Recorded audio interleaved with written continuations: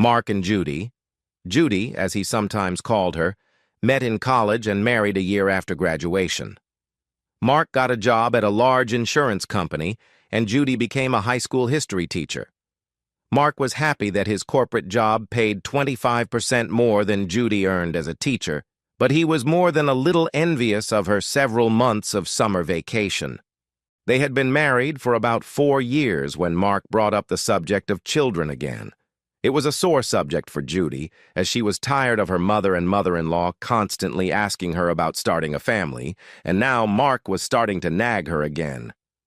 "Honey, I'm only 27. I have plenty of time to have children. Why rush into parenthood? I like having free time to myself. Don't you like that we can do whatever we want in the summer?" "Yes, of course. But I also want to be young enough to keep up with our children when they grow up. Besides, if we time it right, we'll still be young enough to enjoy life when the kids leave home." "Well, I'm just not ready. I want to have a few more years of fun before I become a slave to my children. Please, honey, just this year and next, and then I'll stop taking the pills." Mark reluctantly agreed, but, half-jokingly, made Judy swear on her pinky that she would keep her promise.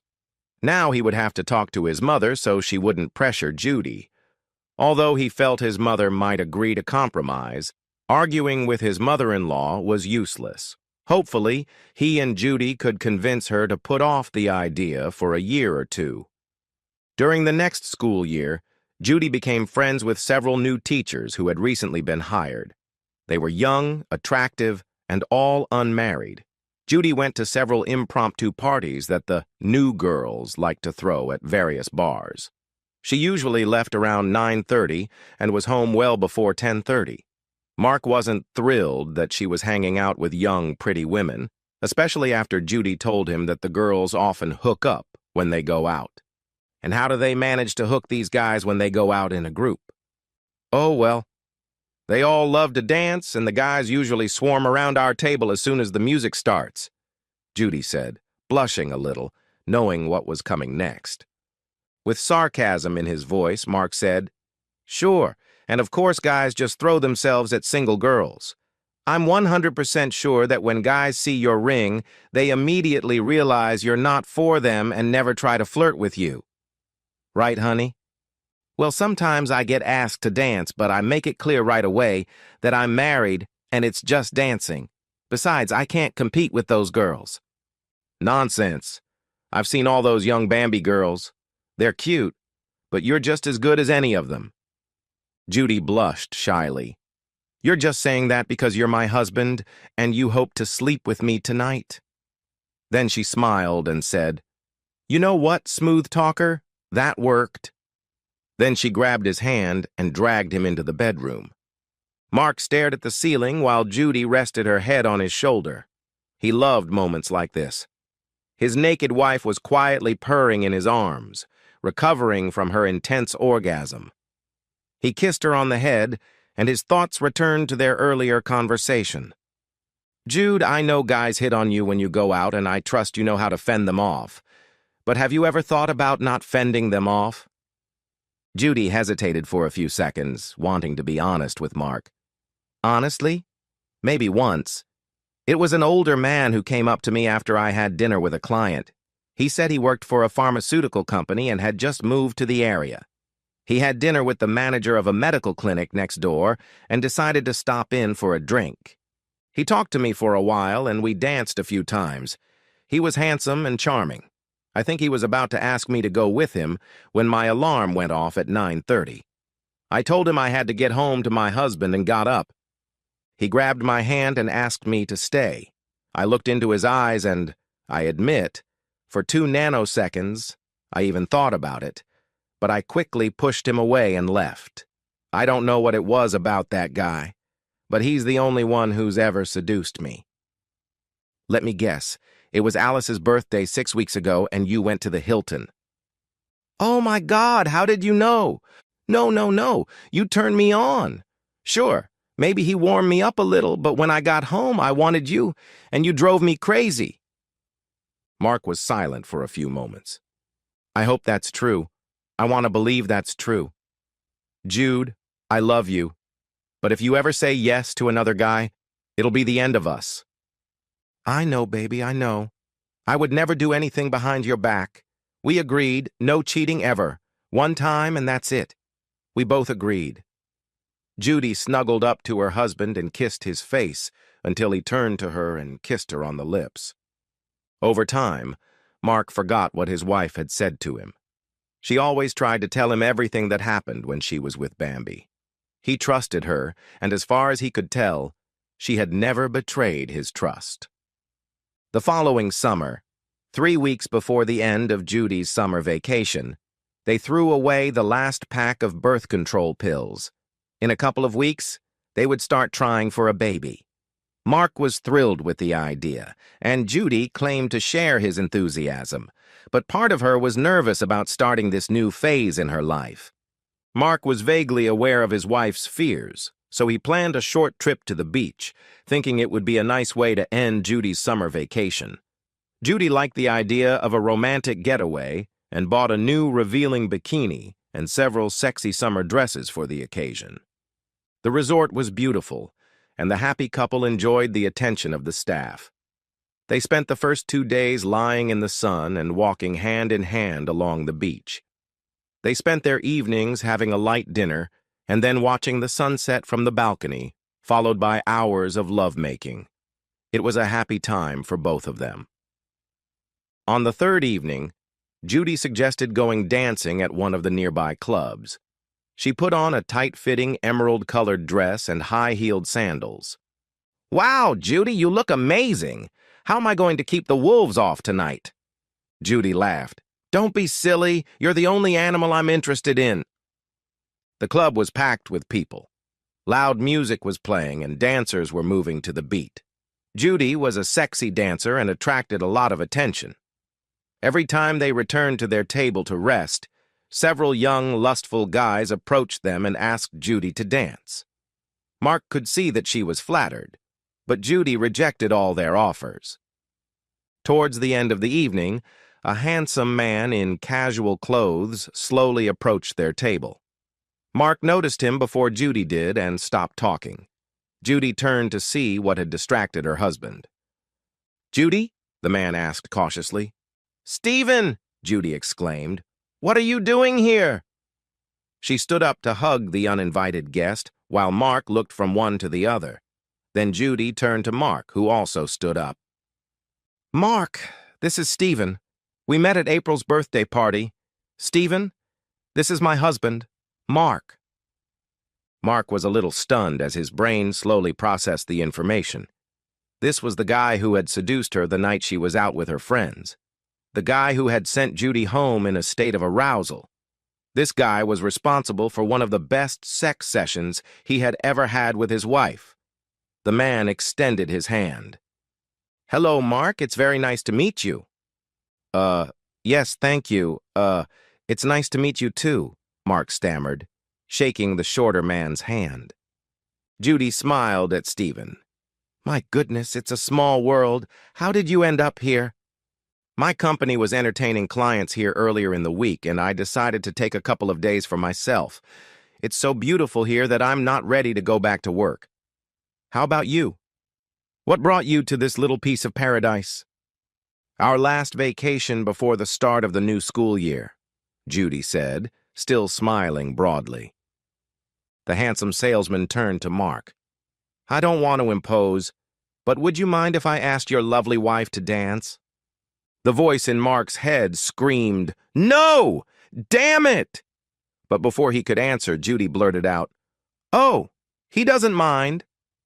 Then she turned to her stunned husband, put her hand on his forearm, and asked, "Do you mind, dear?" After a short pause, Mark replied, No, of course not." Then he sat down and Judy walked away, holding the man's hand. Mark sat there for only a few seconds before deciding he needed another drink, so he got up and went to the bar. The bar was crowded, and while he waited, he turned to watch his wife dancing with another man. They were moving well together, and Mark began to feel uncomfortable. Finally, he got his drink and returned to the table just as the third song started. Judy and Stephen had no intention of leaving the dance floor. Mark sipped his drink, his unease growing. The third song ended, and Mark saw Stephen pointing at him. Judy turned around and must have realized she had been gone too long. She said something to her dance partner and then quickly returned to the table. "Oh, he's a great dancer. Thanks for letting us," she said cheerfully, downing her drink in one gulp. Mark didn't answer. He just stared at his wife, who was looking around the room, trying to avoid his gaze. Finally, she looked at him. "Are you okay?" "No, I'm not fine. He asked you to dance, and if he hadn't reminded you that I was sitting here, you'd still be out there ignoring me." "I'm sorry, dear. I saw you go to the bar, so we just kept dancing. I didn't mean to ignore you." Mark was still angry, but he agreed when Judy asked him to dance. They danced to a few slow songs, and Judy snuggled up to him as they swayed to the music. When they returned to the table, Mark went to get drinks. Mark turned away from the bar with a glass in each hand. Dodging a few patrons, he looked up to find his table. He almost dropped his drinks when he saw Stephen standing at Judy's chair. He leaned over and whispered something in her ear.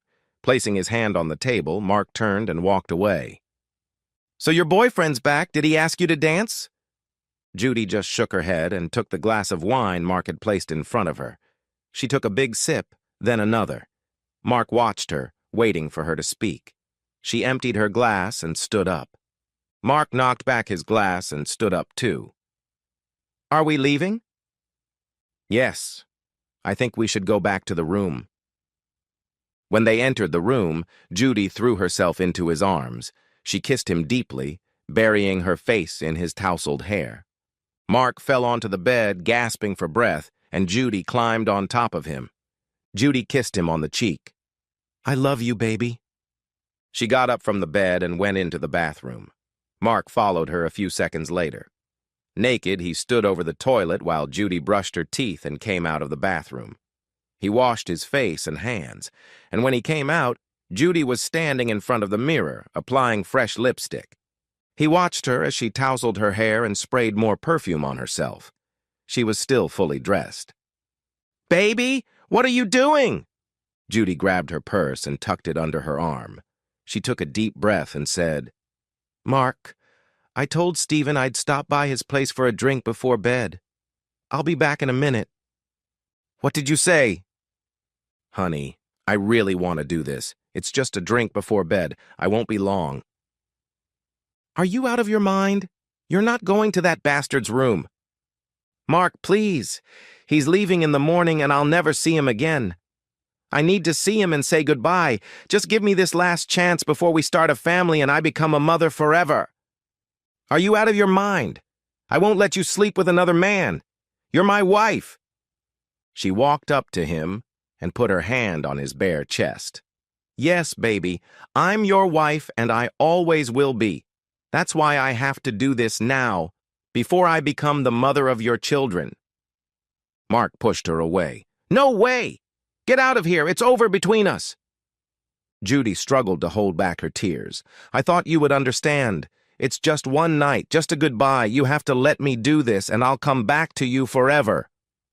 "No, you don't have to do this. You want to do this, so don't tell me you need to." Mark grabbed his pants and pulled them on, while Judy backed away toward the door. She almost expected him to lunge at her, but he turned, grabbed his suitcase, and threw it hard onto the bed. Judy froze. She had never seen her husband so angry. Mark grabbed his things and stuffed them into his bag. He went into the bathroom and quickly returned with his toiletries. Judy held onto the door handle with one hand. What are you doing? Why are you packing your things?" "I'm getting as far away from you as I can. You don't think I'm going to wait here for you to come back from your little party, do you? I'll find a room and leave tomorrow. I don't care what you do." "Mark, please, you're overreacting. Everything will be fine tomorrow.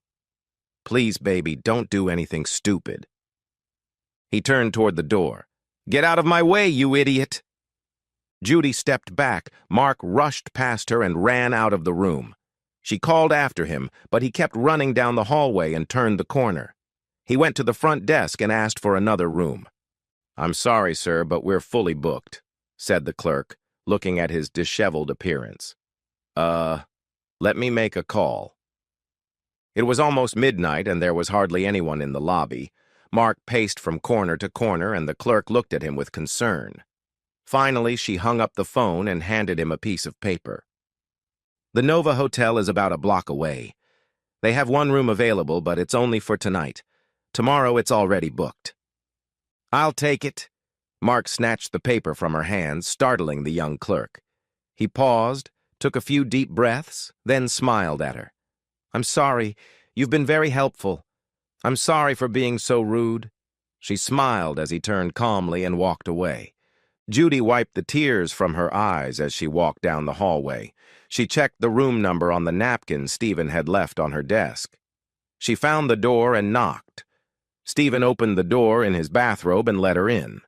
Judy walked up to him and burst into tears when he hugged her. Hey, what happened? Did he hurt you?"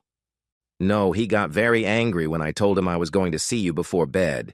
He said some terrible things, then grabbed his things and ran away." "Oh dear, I'm so sorry he reacted that way," Stephen cooed, patting her on the back. "Let me pour you a glass of champagne and we'll talk about it," he said, helping her onto the bed. Mark dragged his suitcase to the front desk of the Nova Hotel and gave his name. Apparently, another employee had given him all of Mark's information because he simply asked for his credit card and handed him the room key 20 seconds later. Mark found his room and collapsed onto the bed. His head was spinning. Just 24 hours ago, his life had been perfect.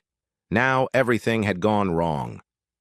Suddenly, he felt extremely tired, and his eyes began to close with sleep. The sound of slamming doors and sunlight streaming through the open blinds woke him up around 8 a.m. For a few seconds, he was confused because he didn't recognize his surroundings. Gradually, memories of the previous night's terrifying events came flooding back. At about the same time, Judy sleepily reached across the bed to stroke her husband. The bed was cold and empty on that side. She opened her eyes and looked around, hoping that Mark had returned to their room, but she was alone.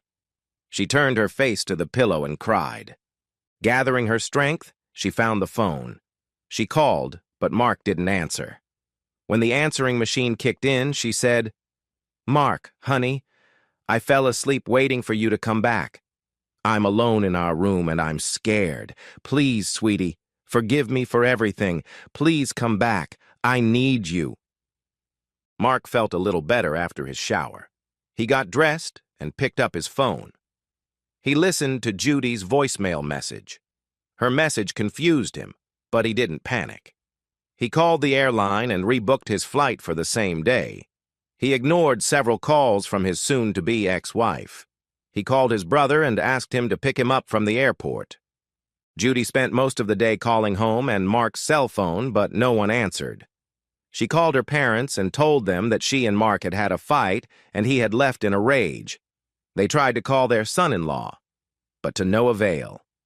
In desperation, Judy called Mark's parents. His mother, Martha, answered. "Marty, we had a big fight. It's all a big misunderstanding. We both said stupid things and he left in a rage. I thought he would come back at night, but I woke up alone.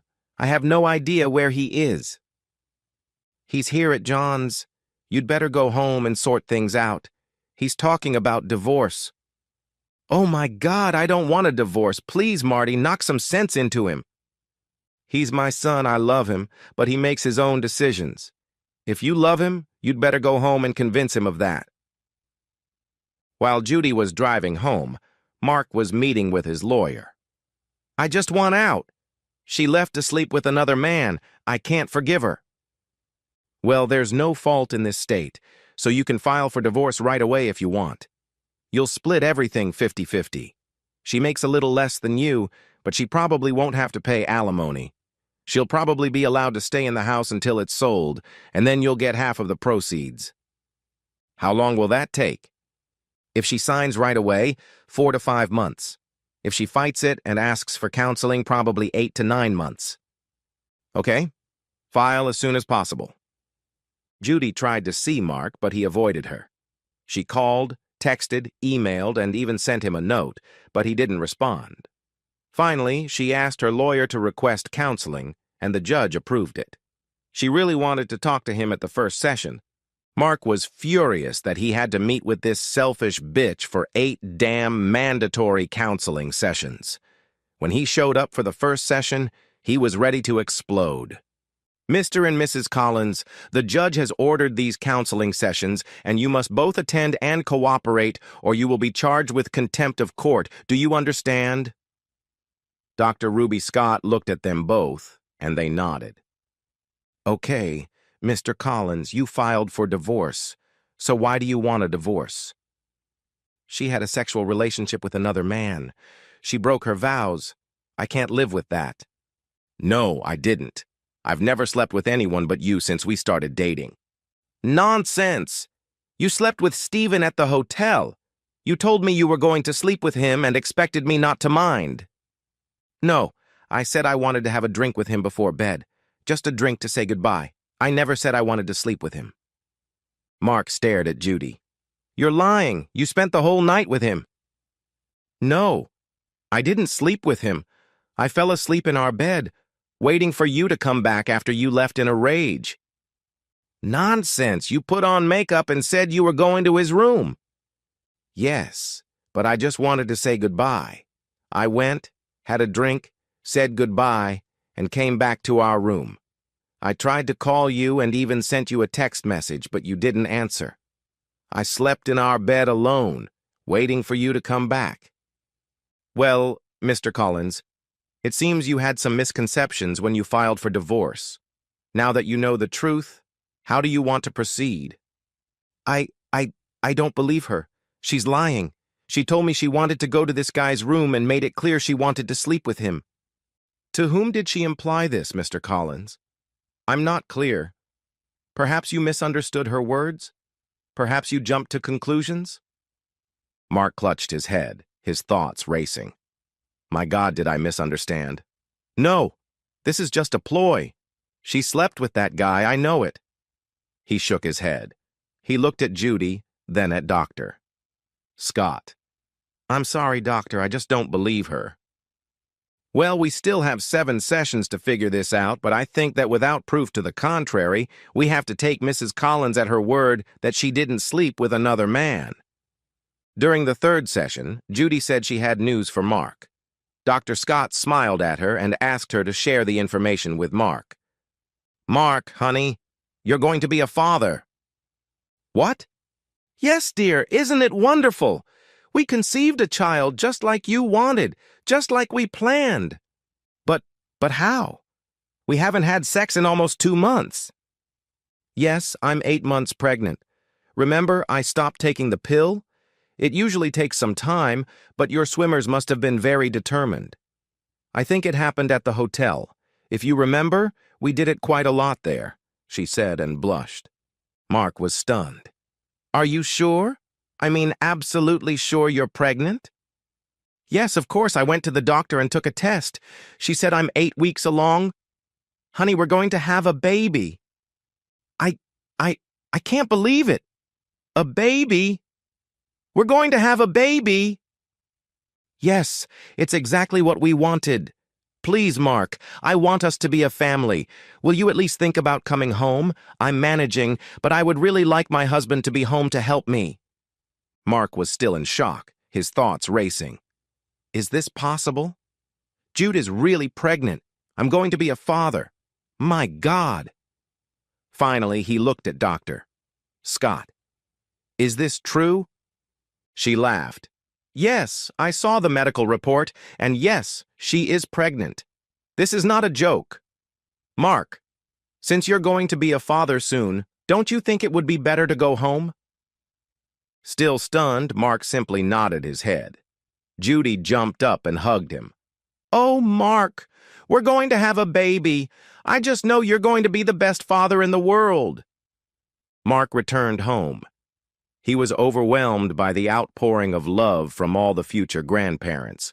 The grandfathers quickly cleaned, washed, painted, and completely furnished the nursery, which had previously been a spare bedroom. The grandmothers decorated the new nursery with neutral, soft colors and promised to bring more as soon as they found out the gender of their long-awaited grandson. Judy was so happy that Mark had returned home. She knew that he was still unsure because of her foolish behavior at the hotel. Dr. Scott had warned her not to rush things and under no circumstances to pressure Mark. When her morning sickness subsided, she began to feel a constant sexual attraction to him. Mark slept in their bed, but they hadn't had sex since he returned.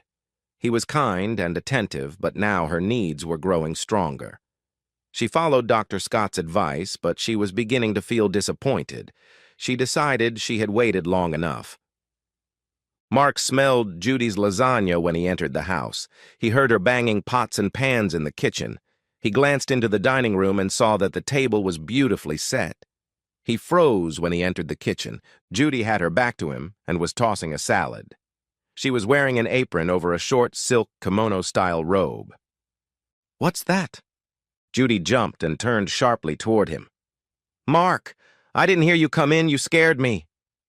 "I'm sorry, is that lasagna I smell? And garlic bread?" "Yes, dear. I wanted to make something special for you tonight. Pour yourself a glass of wine and help me set the table." Mark brought the pasta and bread and then sat down at the table.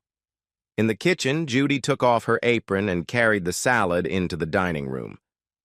"How was your day at work?" she asked, sitting down in a chair. "Oh, fine. Not too busy. How about you?" They chatted about trivial matters while they ate, and Judy refilled Mark's glass several times, sipping water from her own glass. "I hope you like the wine. I tried it when I opened the bottle, and I really liked it." "It's excellent. Too bad you can't enjoy more of it. Your lasagna is delicious, as always. Did you make dessert?" Judy stood up and carried the leftovers to the kitchen. Returning to the table, she stopped next to Mark's chair. "To answer your question," she untied the belt of her robe. "Yes, I made something special for you for dessert." Over the next few months, Judy and Mark had sex almost every day. As the due date approached, they became more cautious, but still enjoyed sex whenever they could. Judy was happier than she had ever been. They had decided not to find out the sex of the baby, so Judy and Mark chose names for both a boy and a girl. She was almost certain she was having a boy, and she was just as certain that Mark was hoping for a son. When Judy went into labor, the whole family gathered at the hospital. The delivery went fairly smoothly, and Mark was by her side when she gave birth to her first child. "It's a boy," the doctor announced as he handed the baby to the nurses. The nurses quickly took the boy and began to wash him, and he cried loudly. Mark leaned down and kissed his wife's sweat-covered face. "You did it, Jude. We have a son," he said, his voice trembling with emotion. The nurse brought the crying baby to the bed and placed him in Judy's outstretched arms. Judy hummed softly, and Mark leaned down to look at his newborn son. "What the hell?" Mark jumped back, as if he had been electrocuted. He turned pale, stumbled over the bed, and bumped into 4 grandparents who had just rushed into the room. "Mark, what is it? What happened? Is the baby okay?"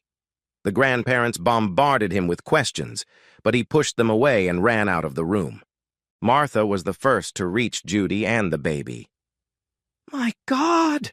she exclaimed and turned away. The other grandparents quickly gathered around the bed. The baby had stopped crying and was babbling, looking at his mother. His dark, thin hair clung to his small head, and his slanted brown eyes sparkled. He was the spitting image of his handsome father, Stephen Choi. When the commotion subsided, Mark returned to the maternity ward and insisted that his name not be included on the birth certificate, and the hospital staff agreed.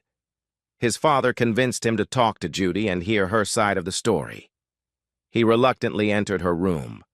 Mark looked around the room, but the baby was not there. He looked questioningly at Judy. "Where's the baby?" "They took him to the nursery so I could rest. My parents are there too." Mark, I'm sorry. I didn't know the baby could be Steven's. Really?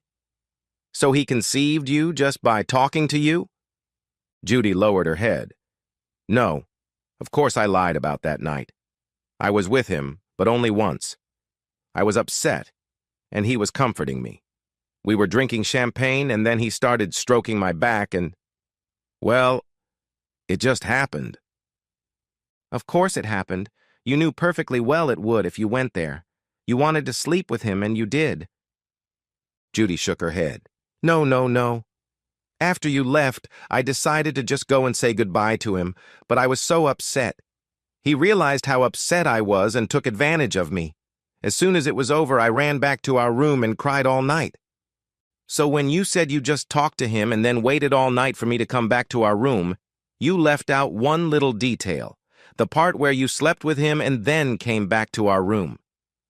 Tears streamed down Judy's face as she sobbed uncontrollably. She nodded her head. I hurt you enough, so I lied. I didn't even think the baby could be his. We only did it once, and you and I did it dozens of times that week. Please, Mark, I love you. The last few months have been so wonderful. Let's just forget about this, okay? No, Jude, we can't. I loved you with all my heart, and you destroyed that love when you said you had to spend one last night with him. Like a fool, I let you convince me that you had seen the light and left him, but it was a lie. I'm tired of the lies and of being manipulated like a fool. Judy burst into tears. No, please, Mark, please. I'm taking all my things out of the house. You can stay there until the divorce is finalized, and then we'll sell the house and split the proceeds unless you and Stephen want to buy out my share. As he left, Judy's crying filled the room. His mother-in-law was just coming back from the nursery and grabbed him in the hallway. Mark, I know this is a shock. She made a huge mistake, but she loves you, and I think you still love her. Can't you forgive her? I'm sorry, but there were too many lies and now a child. It's too much. Too much, he said, gently pulling away from her embrace and walking away. Mark quickly walked down the hallway to the elevators, hoping to leave before he ran into other relatives. Wait for the elevator, he shouted, and saw a hand stop the closing doors. Thanks, he muttered to the nurse who held the door open for him. They rode down in silence and walked to the parking lot. Mark hung his head and walked as if the weight of the world was on his shoulders. Are you okay? The nurse asked. Mark nodded and tried to hide the tears on his face. Hey, wait, the nurse said, grabbing his arm. Mark looked up at her concerned face. Her pale blue eyes scanned his face, and she directed him to the nearest bench in the park. When she grabbed his arms, she saw his wedding ring. Is that your wife? Is she sick? Mark took a few deep breaths to find the strength to speak. She just had a baby. It's not mine, Mark said, suddenly feeling a deep sense of shame. He's Asian, like her boyfriend. The beautiful blonde's face changed from concern to sympathetic. Oh, I see. I'm so sorry. They sat down. She took his hands, and they were silent for a few minutes. What are you going to do? Get a divorce. She lied to me about everything. I'm such a fool. They talked a little more as Mark gradually calmed down, and then she stood up. Listen, I have to go, but here, take my card. My cell phone number is on the back. Call me if you want to talk. And Mark, everything will be okay. You just need time to get through this. It took him almost 3 months, but he called the nurse on her cell phone. When April answered, she sounded a little out of breath, and he was afraid he had interrupted her. No, you're just in time. I was just taking the last box of stuff to my new apartment. How are you? I'm fine. The divorce is finalized and signed, and in 60 days I'll be free. It took me a while to get over it, but I wanted to call and thank you for your help that day. Oh, I'm just glad I could help. I'm glad you called before the elevator doors closed. Otherwise, we might never have talked. Yeah, speaking of time, I wanted to invite you to dinner to thank you, if you have time. She laughed. I don't usually have time for a social life, but I'm on vacation this week. How about tomorrow? Hey, my sense of timing is really improving. Just give me your address and I'll stop by tomorrow evening. Mark had picked the perfect moment. April had broken up with her boyfriend, but they had remained friends and continued to live together for another 2 months to see out the end of their lease. Mark's call was exactly the change April had been waiting for, and they had a wonderful evening. That dinner led to many more, and 18 months later, they moved in together. Mark bought a ring and planned to propose as soon as the right moment came. 9 months ago. Judy wasn't so lucky with her timing. Her parents had hired someone to help her find Stephen. Now, knowing his address, she was pushing her stroller down the driveway toward his house when the door opened and Stephen appeared on the porch. Stephen, honey, I've been looking for you. Look, you have a son. Stephen froze, and a small Asian woman came out onto the porch behind him. Stephen? Who is this woman and what is she doing here? She asked. Stephen opened his mouth but couldn't say a word. Judy turned to the woman. Who are you? I'm his wife. We've been married for 12 years. Well, wait. What did you say about a son? Stephen staggered, leaned back against the porch railing, flew over it, and landed in the rose bushes just as the automatic timer turned on the sprinklers.